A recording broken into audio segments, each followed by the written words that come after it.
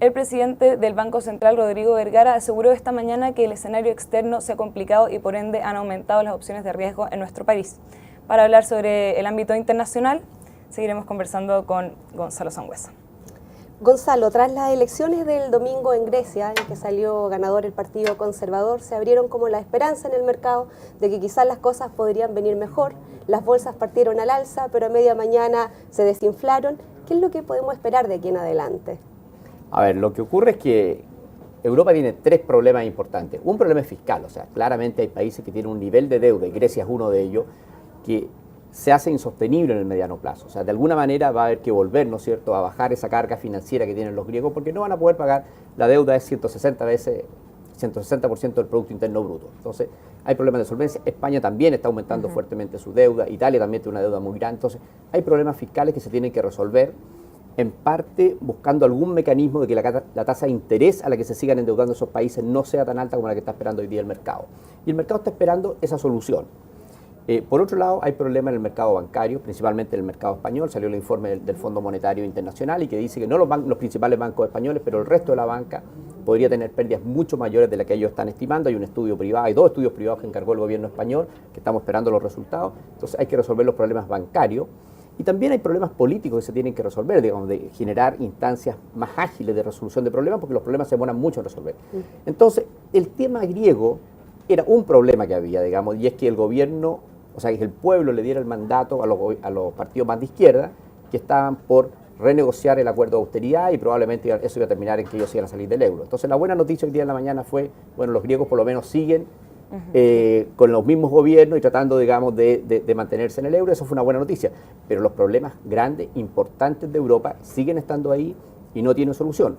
Hay muchas alternativas que se están conversando. Se está conversando, por ejemplo, de un redemption fund que llaman, que básicamente lo que haría es que Europa se endeudaría para prestar a los países que están sobreendeudados todo lo que tengan sobre el 60% del PIB, y esa deuda se pagaría con impuestos específicos. Entonces, de ahí lo que uno hace es bajarle la tasa de interés a los países sobreendeudados y darle un horizonte de 25 años para que paguen esa deuda extraordinariamente alta que tienen. Y eso sería una buena solución. Se está hablando, por ejemplo, de un sistema de regulación bancaria en Europa, que los 25 bancos más grandes de Europa tengan la misma regulación y que el seguro de garantía de los depósitos provenga del Banco Central Europeo, de tal manera que no haya corridas bancarias de un país a otro. Entonces, esa es una solución que se está conversando. Se habla del famoso bono europeo, digamos, que todos los países... Entonces, hay muchas cosas que están puestas sobre la mesa, se han encargado los estudios, hay muchas reuniones programadas, pero todavía no están apareciendo las soluciones. Y mientras eso no pase, el mercado va a estar con mucha volatilidad. Y hoy día las dudas estuvieron principalmente centradas en España. La prima de riesgo se disparó y la tasa de bono a 10 años llegó a máximo histórico. ¿Por qué a pesar del esperado anuncio la desconfianza continúa en España? Sí, porque en el fondo lo que está ocurriendo hoy día es que el problema está en la banca española y el que lo está rescatando es el gobierno español, que tiene una deuda muy alta también. Entonces lo que está diciendo el mercado, pero ¿cómo el gobierno español va a rescatar a la banca si el gobierno también tiene problemas? Lo que tendría que venir es una solución del norte de Europa, o sea, básicamente de Alemania, de Francia, que ellos sean los que rescaten a la banca, y pues eso sí que le haría una solución. Yo creo que el mercado está en un gallito, y el gallito del mercado es que el mercado le ha prestado mucha plata, muchos recursos a Grecia, a Portugal, a Italia, a España, y lo que está tratando de hacer el mercado ahora es que todo eso se mutualice, como se dice, sino que todo eso pase a ser deuda de Europa, y ahí ellos se van a quedar mucho más tranquilos, y Alemania obviamente está renuente a eso porque dice, bueno, si los inversionistas fueron los que invirtieron en estos países de más riesgo, parte de la pérdida la van a tener que hacer ellos, no todo va a venir ahora con una garantía de Alemania. Entonces este es un gallito típico del mercado, digamos, que está tratando de forzar a los organismos políticos de Europa para que salgan al rescate de todos los países del sur de Europa. Y eso yo creo que va a costar mucho tiempo. Y ahora, ¿cómo se entienden las señales en el caso de Francia, donde tenemos a un Hollande que borra lo que había hecho Sarkozy con respecto a la edad de jubilación? ¿Qué se puede esperar de los europeos a partir de estas contradicciones? Sí, bueno, hay que separar lo que es la política. Él llegó con un discurso político y validó políticamente, ¿no es cierto?, su discurso con algunas medidas, pero en el fondo, si uno ve, Hollande ha sido mucho más conservador de lo que uno podría haber pensado. O sea, está manteniendo básicamente el acuerdo de pacto fiscal, no está cuestionando eso. Lo que está cuestionando es que hay que buscar medidas de crecimiento en Europa. Entonces, efectivamente, la solución alemana había sido muy radical en términos de hacer un ajuste rápido de gasto fiscal. Eso estaba creando fuertes recesiones, altas tasas de desempleo y mucho descontento social. Y por lo tanto podía resultar un efecto boomerang, ¿no es cierto?, que al final estas economías terminan saliéndose del euro y generan una gran crisis. Lo que está buscando Holland es un escenario más intermedio donde también hayan políticas pro crecimiento. Y por tanto yo creo que hay un espacio para que Europa pueda, digamos, salir de esta crisis. Va a salir con muy bajo crecimiento, con tantas tasas de empleo por durante un buen tiempo, pero probablemente va a salir unida. Pero como te decía, los problemas son grandes y las soluciones son entrega de mucha soberanía por parte de los países. Si realmente quieren seguir juntos, va a tener que haber entrega de soberanía en materia ya bancaria, ya sea fiscales y de otro tipo, digamos. Y por eso es que el proceso ha sido duro. Ahora, si uno mira los beneficios, o sea, que Europa no tenga frontera, es un beneficio tremendo. Cuando se habla de romper el euro, también se está hablando que se van a volver a poner la frontera. Entonces, ahí es cuando la gente dice, no, ¿sabes qué más? Estamos dispuestos a hacer el esfuerzo y seguir por este camino, digamos, que va a ser duro transitoriamente, pero los beneficios a largo plazo son evidentes. ¿Y tú ves que Europa se mantiene dentro del euro, los países que están en la zona euro, o se rompe?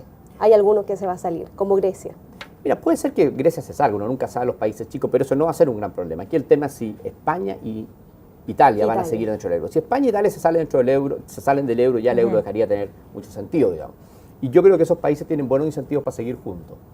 Pero obviamente esta es una negociación entre los países del norte, que son los que van a tener que poner las garantías y los recursos, y los países del sur, que son los que tienen que hacer el ajuste fiscal. Perfecto. Ahora, para terminar, el economista José Luis Daza aseguró que esta crisis era más profunda y difícil de resolver que la del 2008. ¿Comparte esa afirmación? A ver, es difícil compartir esa información, porque en enero y febrero del año 2009 lo que estábamos hablando era una depresión, y una depresión similar al año 30. Y lo que pasa es que hubo un acuerdo ahí en marzo del año 2009, ¿no es cierto?, de los G20, que básicamente dijeron, esta vez no vamos a tomar medidas proteccionistas, esta vez vamos a aumentar los gastos fiscales y vamos a aumentar la liquidez de los bancos centrales. Y con eso se contuvo la crisis. Pero el detonante de la crisis y el efecto que pudo haber tenido la crisis en enero y febrero del 2009 claramente es mayor de lo que puede tener esta crisis. Lo que pasa es que hubo una solución muy coordinada. Y ahora el problema está radicado en Europa, que tiene menos peso específico que Estados Unidos, y los países del norte de Europa no tienen tantos problemas. O sea, los países que están complicados en Europa son los países del sur de Europa, que son los países más chicos. Por lo tanto, yo creo que la magnitud de esta crisis va a ser mucho menor, incluso en los peores escenarios de lo que habría sido la crisis en Estados Unidos. Bueno, eso esperamos. Es una consulta que nos quedó pendiente del informe político monetaria, pero más tiene que ver con el informe de estabilidad financiera del Banco Central. Se advierte cierta inquietud por el sector inmobiliario. Se podría estar creando una burbuja ahí y con la deuda de los hogares. ¿Cuál es la sensación que tienes tú?